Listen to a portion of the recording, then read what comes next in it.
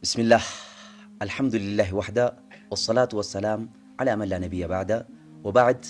أحبتي في الله، السلام عليكم ورحمة الله وبركاته. رب اشرح لي صدري ويسر لي أمري واحلل عقدة من لساني يفقه قولي، وبعد. أحبتي في الله، أبلينكي جالتمو خبجمو أكمني في قيا دراب اللمنتي سينا حجاج ابن يوسف في مجاتك عمر نساء أمت خدان هنغوتين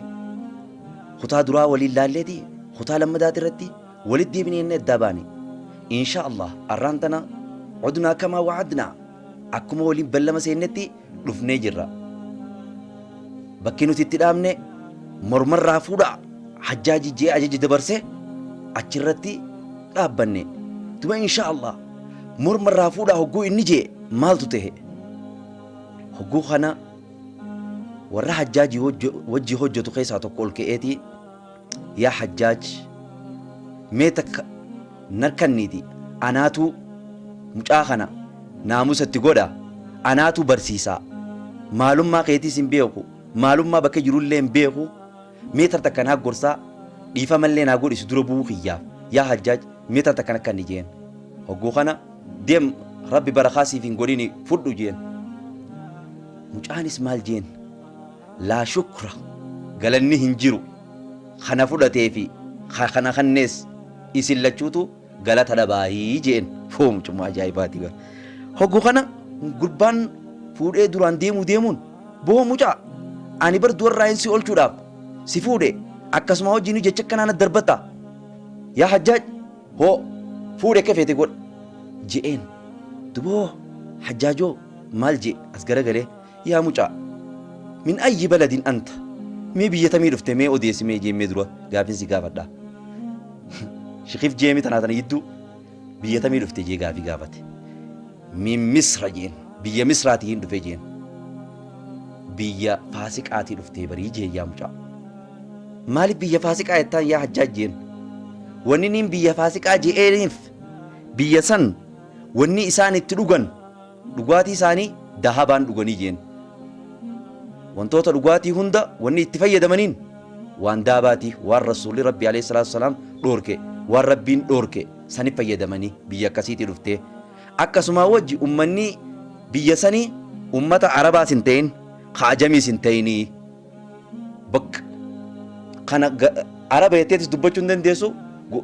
gosatan jetteetis himuu hin dandeessu ummata biyya Misraa. Hogguu kana mucaan ani waa ummata san hin taane jeen. لست منهم أمة سني متدي سنة راجين دباتي بيتمي أنن من بلاد خرسان بيا خرسانين دفجين. بيتي أترادفت من شر مكان بوتا شريتي دفتجين وأقل أديان جندتك أتراد دفتجين. شوف أنا لست منهم، أنا ساني راوانتاني بيا سني وانتاني جين. هو خنا مالف جتة بيا أتيت تنا eeganii fi biyya sharriyatte ani biyya san irraan taane biyya san wanni inni xiqqeesseef maaliif xiqqeessita mucaan inni yennaan wanni inni xiqqeesseef wanni inni biyya gadii je'ee dubbaddeef li'annahum isaan kun ummata akka beeyladaati jeen ummanni biyyattii ati irraa dhufte san dureessi isaaniitis qorqodaadha jeen ummata akkasiiti. Ani sanii miti dhiisi hajjaajo achuma dhiisi jeen. Hogguu kana hajjaaj dubo biyyatamii jee mucaa gaafate min bilaadi shaam biyya shaamiin dhufe jeen. Biyya sanii dhufte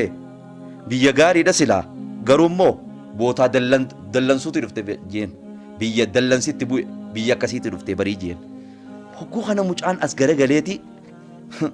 ani biyya san waan taane jeen. Duboo ati eessa izan eessa duboo hogguu kana minal yamani jeen. بيا يمني هندو في برجين يا حجاج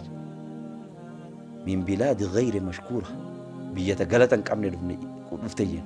بيا تنقلتي فاتمني تقلني اسي في بقاني بيا كسيت دفتي برجين مالي فكس جتي أنان أمدني اللي ساني تس أكاغرن كفو جاي اللي ساني فرشورو بيا كسيت دفتي برجين. يا حجاج أشمد ديس جين أم بيا ساني هندوفني دوا إسا دفتي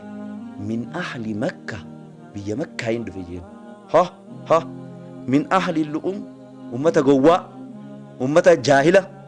ummata aqliin qabne, ummata akkasii ka aqliin isaanii xiqqoo, ummata akkasii keessaa dhuftee barjeen. Hay maaliif jetteen jennaani li'annahum qawmun isaan ummata ba'asa Allahu nabiyyul kariim ka rabbiin subhaanahu wa ta'aalaa nabiyyii caalaa nabiyyiidha ka isaan keessaa erge itti dhufnaan diin kana jibbanii, diin kana achi darbanii, aariyanii reebanii, qubachuu dhorkanii, ummata gowwummaa qabu kana biraa dhufte biyya tamii dhufte ibseete jeen. Achuma dhiisi yaa hajjaajoo jeen. Ani biyya sanii miti narraa achuma dhiisi jeen. Amma booda jeen laal, amma booda laqad kasartal jawaab jeen. Haasawa na dhedheereessite jeen. Haasawa natti heddummeessite jeen. Siimee mucaanuma jeenoo. وقلبي يحدثني قلبي انتيا مال يجرتني بيت اجين اجيسي اجيسون قبا مرتيسو تنجرا بر مجاجين ها فقال الغلام لو كان اجلي بيدك لما عبدته سواك ايغا اجلق يسيار كجراتي سلاح اجلق يسيار كجراتي والله سمالي ربي نغبرو جين سمان غبر جين سلاح غرو اجلق يسيار كنجرو بيقي يا حجاج سيفيني ما دغيجين اني بكينين دفه بيا مدينه طيبه مدينه رسول عليه الصلاه والسلام اتي هند في بريجين نعمه الطيبه اهلها اهل الايمان والاحسان واتولتي مدينه غندني في ايمانا غند احسانا غند دين قبسيس بيا بري دررفت يا مجاجين فمن اي قبيله يا مجا gosa mi gostitee jeen gosa Ali ibn Abi Talib khajeen bo mucaan barqa ajaa'ibaati wa kullu nasabi wa hasabi yanqati cuftummaan gosa ni muramti jeen gosa tammale gosa Ali ibn Abi Talib gosa teenya male teenya ilaa guyyaa qiyaama itti fufti jeenoo gosti teenya akka laal aare gosa Ali jitana Ali juma namatti tuqu kanan feene mucaanis madaa isaanii beekaa miti far mucaa umriidhaa xiqqaadha malee keessaa guddaadha aareeti mucuma kana narraa fuudha deema ajjeesaa jeeti ajaje hogguu kana ummanni guutumatti ol ka'aniiti warri nii fi hajjaaj bira jiru warri nii fi hojii hojjetu hundinuu ol ka'anii bakka takkaa yaa hajjaajoo mucaan kun umrii ajjeechaatirra hin guunne ilmoo xiqqoodha ajjeesuun waan baqqa'u bakka tanatti umrii tanarratti ajjeesuun waan baqqa'uuti yaa obboleesso mee mucaan kun haa ibbaru gaafa ibbare ajjeesan malee hin ta'u mee dhiisi yaa hajjaajuu jedhaniin gama maal je'een dubo hajjaaj laa budda min qatli haafiinsi takun jiru dhiisa jeen amma booda walaw munaadii min assamaa odoo lallabaan samiirraa illee lallaba mucaa kana najjeesini samiirraa illee lallabamte numaan ajjeesa wanni feete haa dhuftu numa jeen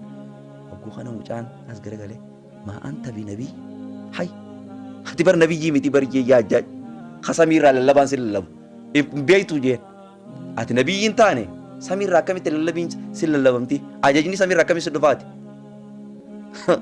if hin beektu jeen yaa mucaa dhagee jeen waman yaxuulu beynii wa beyna qatlika eenyutu naaf ati jidduu jira eenyuun naaf ati jidduu dhaabbachuu danda'a naaf ati jidduu eenyu jira jeen si jeesuudhaaf eenyuun narraa baasuu danda'a sinarraa baasuu danda'a jeen ansiin ajjeesa eenyuun na dhoorkaa jeen wallaahi rabbii qalbii gabrichaatii fi gabricha jidduu jiruutu naaf ati jidduus jira jeen boo kaniifi najaa na baasu isa jeen oho ani bar isuma saniitu akkaan si ajjeesurra na gargaara jeen wallaahi laa jeen innamaa yuciinuka shayxaan shayxaanaa si ajaje jeen kasi gargaaru rabbi osoo hin ta'in shayxaanaa jeen acuuzu billaahi an rabbittiin maganfadha jeen siifi shayxaanattillee shayxaanarraa illee subhaanallah aboo mucaan kanuma ajaa'ibaati araaka tujaayibuni si nagara jeen kanaa deebisu ta'uu kee ka deebisaa adda addaa naa deebisu ta'uu kee si agareetiin jira yaa mucaa jeen gaafiin si gaafadhe hunda fa akhbirni naa odeessimee jeen maaliini gabrichi rabbi dhiyaataa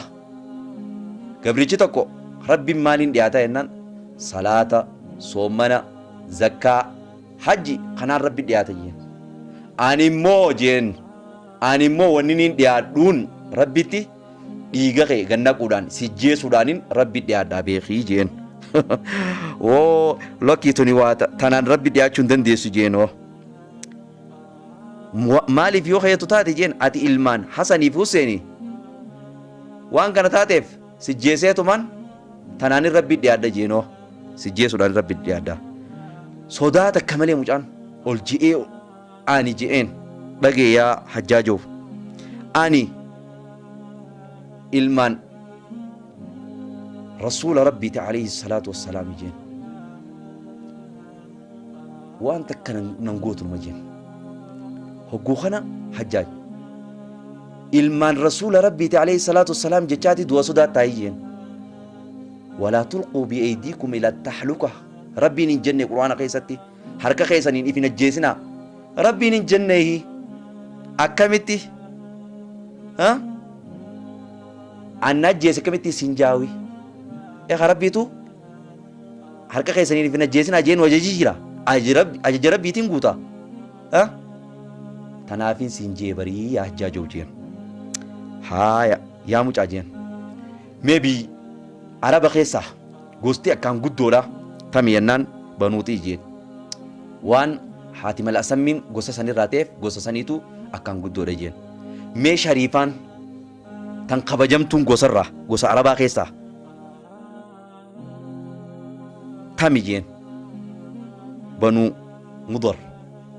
gosa tana jeen maaliif jettee yennaan li'anna Aliy ibnu Abi Xaalib minhum waan Aliy ibnu Abi Xaalib waan rasuulli rabbi alayhi salaatu wassalaam ergamaan rabbi alayhi salaatu wassalaami gosa san keessaa ta'eef gosti jeenummaa qabdu gosti jeeni araba keessaa tami jeen Banuu Haashim jeen Banuu Haashim maaliif jettee jennaan Aliy ibnu Abi Xaalib gosa san keessa jira haa jeen jeena ka Aliyyiifaa qabdi aarri gaamumatti danfe boo mucuma kana narraa gabbaasaa ajajaawii mucaa kana narraa gabbaasaa ajajaanuma jeen boo maaliif akkanatti Aliyyii kana bira faarsaadhaa bar gubate amma hogguu kana maal je'een Aliy ibnu Abi Xaalib dubbateeti Useen narraa gabbaasaa eege jeen booda mee gaafiin si gaafadha jeen mucaa mee gosti irra gaxaantiin irra tuffatamtuun gosti kabajaa takka illee hin qabne tafaaruu takka hin qabne irra gadiin gosaa jaahilli gosaa tamii jeen gosti san teetu gosuma teetana kaayii jeen Saqiifi Banuu Saqiif subhaanallah maaliif boo akkamitti akkana jetta jennaan bar rasuula rabbi alayhi salaatu wassalaam kajoon dhageenye jeen ganaadha bahuu taa'aa maaltu baha kijibaanii fi Numruud ganaa bahuu deemaa ganaa Saqiif keessaa ba'a jeen dubbanneeyi Saqiif keessaa kijibaan Musaylamatul Kazzaabiif bee Numruud immoo siif bee tanaafin jeekaa jee yaa Hajjaajoo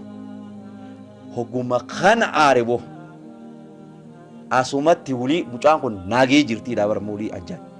mucaa kana gabbaasaatuma halaalchaadha baramma duba insha Allah akkamitti halaalchan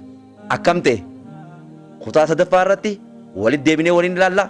wassalaamu alaikum wa rahmatullahi wa barakaatuh